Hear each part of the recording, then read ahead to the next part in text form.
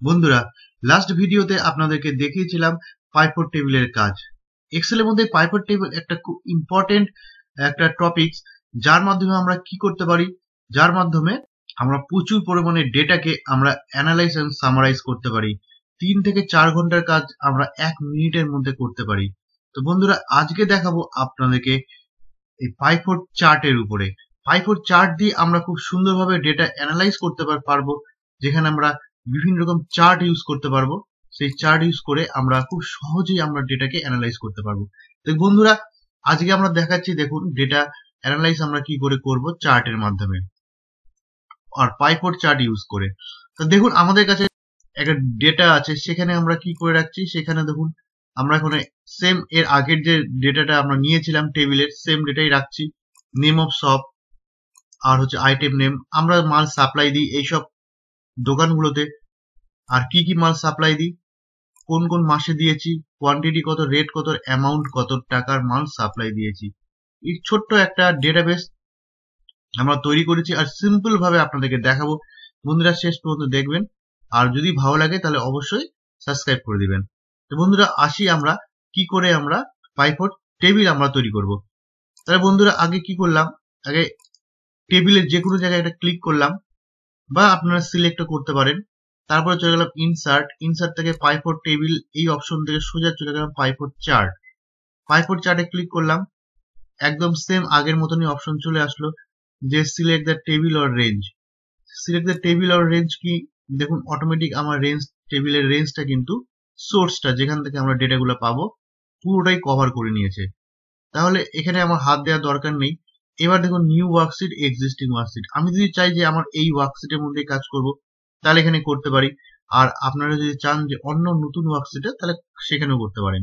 তো আমরা চাচ্ছি এক্সিস্টিং ওয়ার্কশিটে ক্লিক করলাম, ক্লিক করে লোকেশন, লোকেশন আমি দিয়ে দিলাম যে জায়গাটাতে আমি করবো, এইখানে করবো। তাহলে লোকেশন একটা পার্টিকুলার দিয়ে দিলাম, এই জায়গাটাতে আমি করব। এবার আমি তাহলে দেখুন অটোমেটিক আমার চলে আসলো, সেই এরিয়াটা যেখানে আমার চার্ট তৈরি হবে। এই অংশটার নাম কি, এইটার নাম হচ্ছে পাইভট ফিল্টার ফ্যান। ফিল্টার ফ্যানের মধ্যে আমরা কি কাজ করব, দেখুন আমরা একটা একটা করে করি।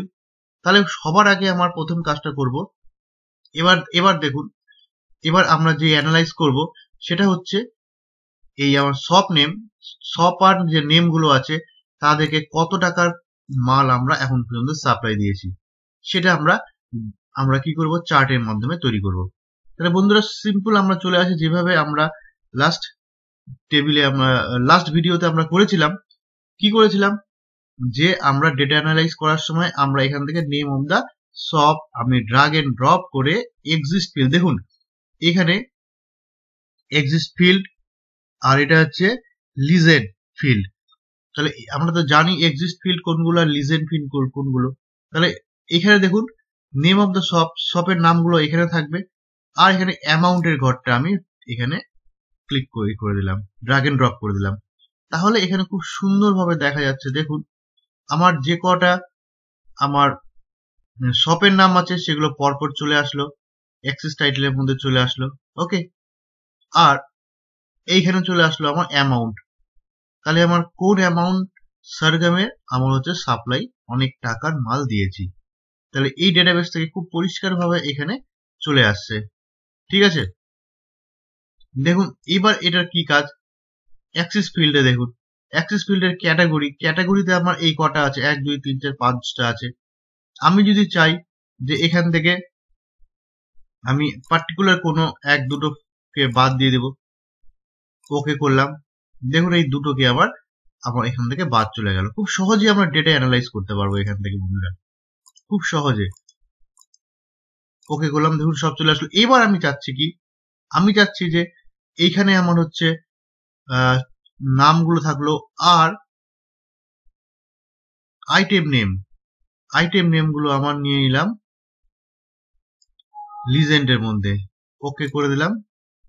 দেখুন লিজেন্ডের মধ্যে যখনই আসলো তখনই কি হলো, দেখুন চয়নিকা যে প্রতি কটা আমার শপ আছে, দোকান আছে, সেগুলোকে আমি কি কি মাল সাপ্লাই দিয়েছি, হার্ড ডিস্ক, কিবোর্ড মাউস, এই যে এই অপশনটাকে, এইটাকে বলা হচ্ছে লিজেন্ড।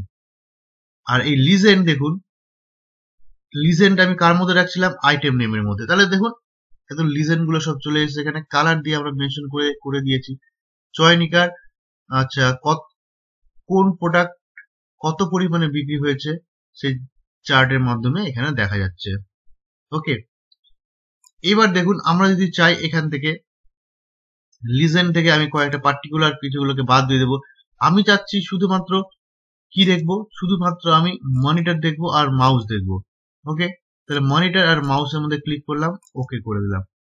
দেখুন এবার চার্টের মধ্যে কি দেখাচ্ছে, যে এই 4টা কোম্পানি, তার মানে এখানে কি হলো, মনিটর আর মাউস কোনো একটা কোম্পানি বা কোনো একটা দোকান হয়তো সাপ্লাই দিইনি, তাই জন্য এর চার্টের মধ্যে আসেনি। তার মানে মাউস আর মনিটর, দেখুন এখানে কি আছে, অনলি এখানে হচ্ছে চয়নিকা অনলি মাউস নিয়েছে, গ্লোবাল আইটি শুধুমাত্র মাউস নিয়েছে, মনিটর নিয়েছে এরা দুইজন, তো খুব বেশি পরিমাণে মনিটর নিয়েছে, এই অ্যামাউন্টের পরিমাণটা বেশি আছে। তো এইভাবে আমরা বার করতে পারি। ওকে, এবার দেখুন আমি সবগুলোকে নিয়ে চলে আসলাম, এখান থেকে না, এখান থেকে দেখুন সবগুলোকে নিয়ে চলে আসলাম, চেক লিস্ট গুলোতে আপনাকে ক্লিক করতে হবে। ওকে, সব চলে আসলো। এবার আপনারা যদি চান যে আমার টেবিলের যে আমার গ্রাফটা আছে, এই গ্রাফটাকে আমরা চেঞ্জ করব, তো চেঞ্জ করতে পারেন। ক্লিক করলাম, ক্লিক করার পরে চলে গেলাম এই যে ডিজাইন। তাহলে আমরা কি করলাম, আমরা এখানে ক্লিক করলাম, ক্লিক করার পরে ডিজাইন থেকে change chart type, change chart টাইপে গেলাম। এখান থেকে দেখুন ইচ্ছা করলে আমরা স্ট্যাক্ট কলামে ক্লিক করলাম, স্ট্যাক্ট কলামে ক্লিক করার পরে ওকে করলাম। এখান আপনারা এইটা নিতে পারেন। দেখুন এখানে পরিষ্কার বোঝা যাচ্ছে যে এই একটা বার এই চয়নিকার এই নীল রঙের যেটা আছে, তার মানে এটা হচ্ছে র্যাম, র্যাম হচ্ছে এই পরিমাণে আমরা কিনেছি।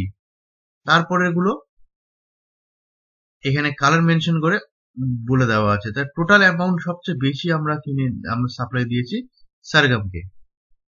ওকে, তাহলে আপনারা এইভাবে চার্টটাকে, আবার একটা দেখাচ্ছি, এখান থেকে ক্লিক করলাম, আমরা চাচ্ছি এটা নেব, ওকে করলাম। এইখানে দেখুন এখানে আপনার খুব কম্পেয়ারটা খুব 100% রেশিও ধরে এখানে সুন্দরভাবে দেখানো হয়েছে। তো আপনারা যখন ইচ্ছা তখন আমরা চার্টকে চেঞ্জ করতে পারবেন, বিভিন্ন রকম ভাবে ডেটা অ্যানালাইজ করতে পারবেন। ওকে, এবার আমরা সাম অফ অ্যামাউন্টের উপর বাদ দিয়ে আমরা এবার কোয়ান্টিটির উপর করব। তাহলে এবার কোয়ান্টিটিটাকে এখানে নিয়ে নিলাম। ওকে, আচ্ছা চার্ট টাইপটাকে আমি এখান থেকে চেঞ্জ করে আমি এইটা করলাম, আর প্রথমটা যেটা ছিল সেটা করলাম, বা আমরা বার চার্ট ইউজ করতে পারি। এই যে বার চার্ট আছে নিচের দিকে, এই যে বার চার্টে ক্লিক করলাম, ওকে করলাম। এই যে আমরা বার চার্ট ইউজ করতে পারি।